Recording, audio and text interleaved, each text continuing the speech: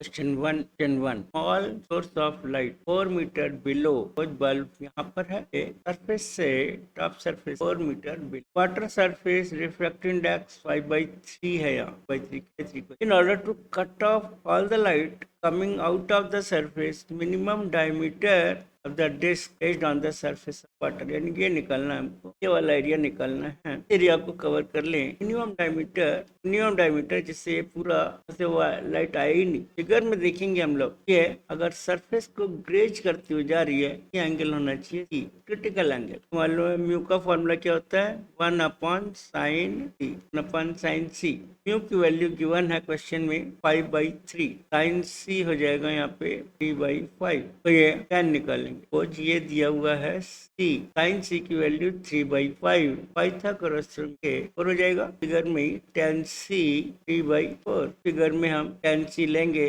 हो जाएगा perpendicular one base R14 question 2 और 3 दोनों में tan सी की वैल्यू है तो हम इक्वेट कर देंगे फ्रॉम 2 and 3 R/4 3/4 एक कैंसिल हो गया R हो जाएगा 3 सेंटीमीटर आया डबल हो जाएगा इसका centimetre option 1 is correct question 2 ray of light from denser medium strikes a rarer medium as shown in figure ये वाला डेंसर मीडियम है ये नीचे वाला रेयर मीडियम डेंसर से रेयर में जा रही है तो रे बेंड होगी away from the normal A B incident ray है B C reflected ray and BD refracted ray question में ये वाला एंगल 90 है तो क्रिटिकल एंगल निकालना है इसको क्वेश्चन में हमको क्रिटिकल एंगल निकालना है क्वेश्चन में ये एंगल 90 दिया हुआ आर प्लस आर डैश भी 90 हो गया यहाँ पर हम आर डैश कितना हो जाएगा 90 minus R sine R dash sine R cos R sine R dash की जगह हम कॉस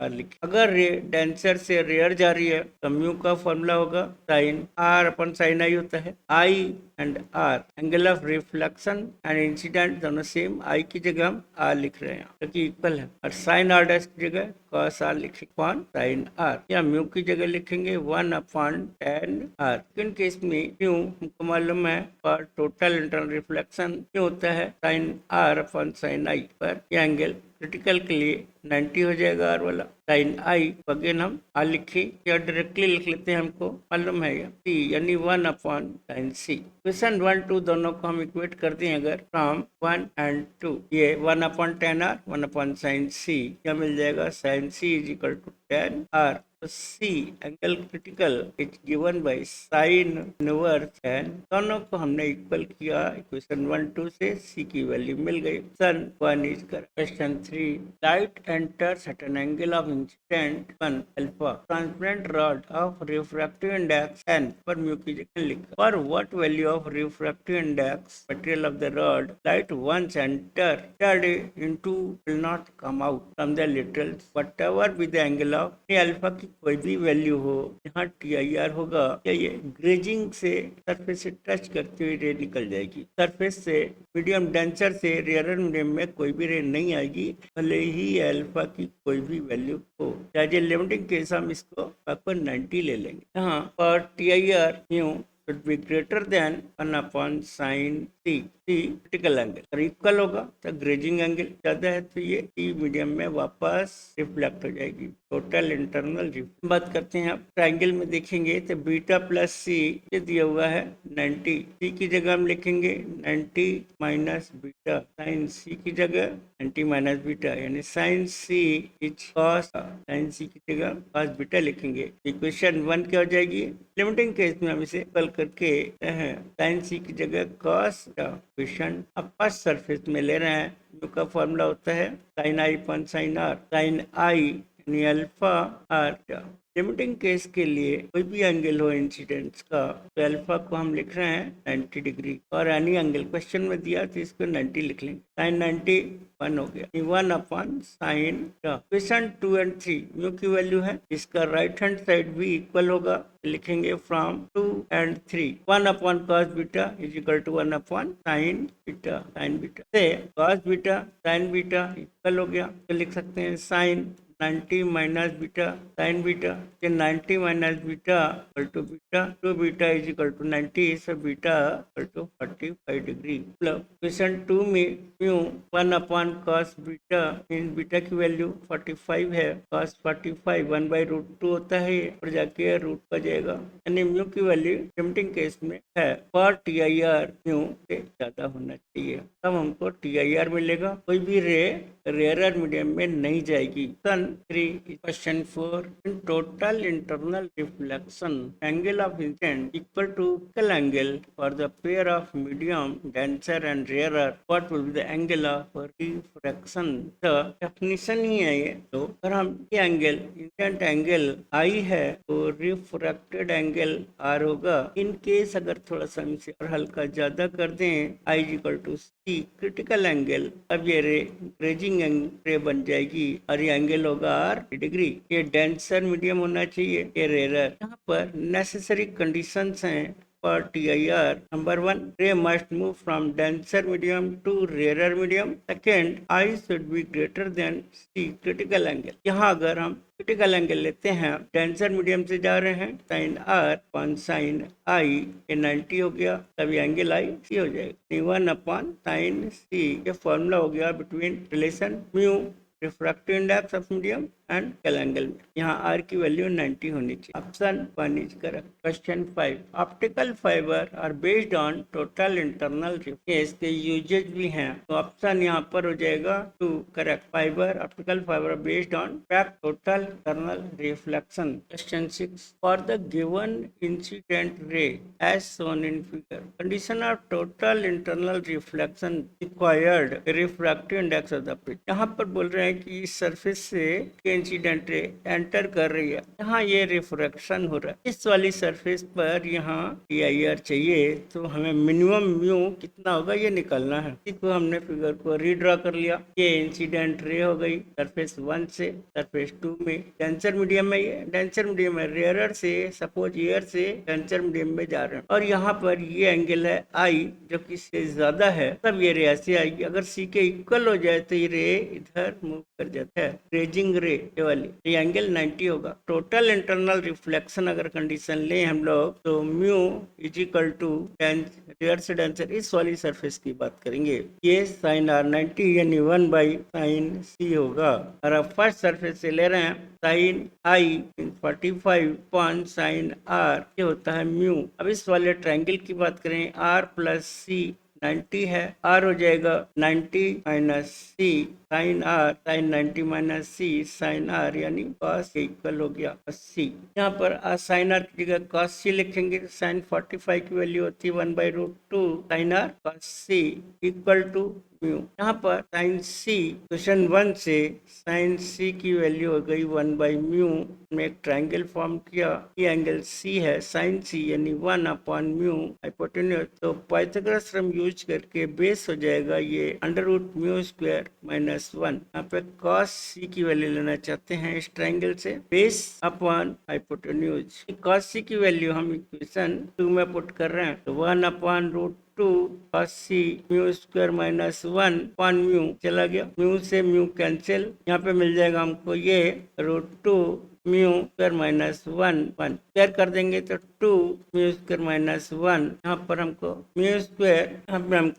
μ² माइनस 1 इक्वल टू 1/2 μ² हो जाएगा 1 प्लस 1/2 यानी 3/2, म्यू हो जाएगा √3/2। Option is correct. Question 7. A small coin resting on the bottom of a beaker filled with the liquid. Ray of light from the coin travels up to the surface of the liquid and moves along the surface. How fast light is traveling in the liquid? हमको video निकालना है। यहाँ पर critical angle ये रे surface से touch करती graze करती हुई निकल जाएगी। रिलेशन होता है mu equal to 1 upon sine C, क्योंकि ये R तो 90 हो जाएगा साइन C में, हम साइन C की वैल्यू लेंगे, ये 5 हो जाएगा, perpendicular upon hypotenuse. Sine C की वैल्यू आ जाएगी 3/5, तो म्यू हो गया यहाँ पे 5/3। क्वेश्चन 1, म्यू का फॉर्मूला क्या होता है? Velocity 1 in air, 1 velocity 2 in medium. Air दिया हुआ है 3 × 10⁸ 1v2। क्वेश्चन 2, ये भी म्यू की वैल्यू है, ये भी म्यू की वैल्यू है, दोनों को इक्वेट कर देंगे। From 1 and 2, 5/3 equal to 3 × 10⁸ upon cross multiply करके v2 हो जाएगा 9 × 10⁸5, 1.8 × 10⁸ मीटर पर सेकेंड। ये मीडियम में वेलोसिटी हो गई लाइट की, यानी ऑप्शन हो रहा है। और question 8, of light in medium 1 and 2 are 1.5 × 10⁸ and 2 × 10⁸ metre per second. A ray of light enters from medium 1 to 2, denser to rarer at an angle of incident I. The ray suffers total internal reflection. Find the value of I. यहाँ हम limiting case ले रहे हैं C, तो ये angle 90 होगा। ये बात हो रही है for C critical angle C, mu is equal to होता है 1/sin C, क्योंकि ये तो एंटीआर, अब म्यू ही होता है velocity rarer upon velocity in denser medium, 2 × 10⁸ upon 1.5 × 10⁸ cancel हो जाएगा, 4/3 आ गया। क्वेश्चन 1 and 2 दोनों को इक्वेट करेंगे हम लोग, क्योंकि दोनों म्यू की वैल्यू हैं। ये हमको मिलेगा 1/sin C equal to 4/3, sin C हो जाएगा 3/4, एंगल C हो जाएगा sin इनवर्स 3/4। अगर ये एंगल है C, तो एंगल ग्रेजिंग रे जाएगी, एंगल 90 होगा, यहाँ पे रिफ्रैक्शन एंगल 90। हमें चाहिए TIR के लिए ये angle C, angle I incident angle इससे कम होना चाहिए, तो मतलब I should be less than C sin inverse 3/4। सन ये हो गया, अगर ये लेस देन होगा तो TIR इक्वल टू C होगा, ये ग्रेजिंग रे एंगल 90 होगा, सरफेस से टच करती है रे निकलेगी। क्वेश्चन 9, रे of light travelling in transparent medium of refractive index mu falls on the surface separating the medium from air at an angle of incident 45°. For which of the following value of mu the ray can show total internal reflection? बात करना चाहते हैं यहाँ पे ये जो angle है 45 यानी क्रिटिकल एंगल है, तो ये ग्रेजिंग रे जा रही है, एंगल आर रिफ्लेक्टेड एंगल 90 है, इसलिए म्यू हो जाएगा डेंसर से रेयरर, तो sin R upon sin I। अगर ये 90 है तो इंसिडेंट एंगल C है, म्यू हो जाता है यहाँ पे 1/sin C की वैल्यू 45 दे रखी है, तो sin 45 यानी 1/√2 1.414। अगर ये 1.414 के इक्वल है, √2 के इक्वल है, तो हमको ये क्रिटिकल एंगल मिलेगा, और यहाँ एंगल 90 होगा, ग्रेजिंग एंगल। लेकिन अगर म्यू 1.414 से बड़ा है, देन हमको टोटल इंटरनल रिफ्लेक्शन मिलेगा, तो इस वैल्यू से ज्यादा होगा तो TIR मिलेगा। ऑप्शंस में ऑप्शन 3 जो 1.5 है 1.414 से बड़ा है, तो mu should be here 3, mu 1 इससे बड़ा यानी 1.5। Question 10, which of the following is not due to the total internal reflections? जितने भी हमारे टोटल इंटरनल रिफ्लेक्शंस के यूजेज हैं, एप्लीकेशन हैं, उनको रखेंगे, जो नॉट वाला है देखते हैं वो आंसर होगा। तो optical fibre definitely based on total internal reflection, mirage total internal reflection, brilliance और डायमंड टोटल इंटरनल रिफ्लेक्शन, ये टोटल इंटरनल रिफ्लेक्शन का केस नहीं है, इसलिए option not due to the total internal reflection है, यहाँ पे ऑप्शन 2 हो जाएगा आंसर।